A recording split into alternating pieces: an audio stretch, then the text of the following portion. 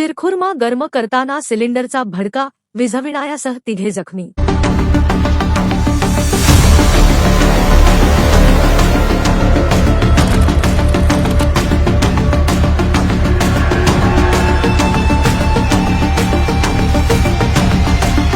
सोलापूर शहरातील कुमठा नाका परिसरात असलेल्या भारत नगरमध्ये घरात शिरखुर्मा गरम करताना सिलेंडरने पेट घेतल्याने घरातील साहित्याला आग लागली।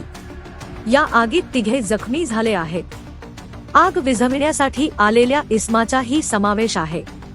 सलमा अली मुल्ला, वय 36, राहणार भारतनगर, कुमठा नाका, सोलापूर, महबूब बाशुमिया शेख, वय 65, राहणार कुमठा नाका, सोलापूर व गौस अयूब जमादार, वय 30, राहणार भारतनगर, कुमठा नाका, सोलापूर हे तिघे जखमी झाले आहेत।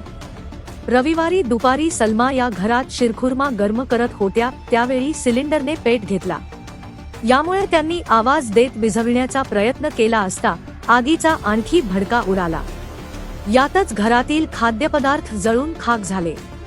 यात आग विझविताना वरील तिघे हे भाजून जखमी झाले आहेत। शेजारील नागरिकांनी रिक्षातील अग्निशमन यंत्राच्या सहाय्याने आग विझविली।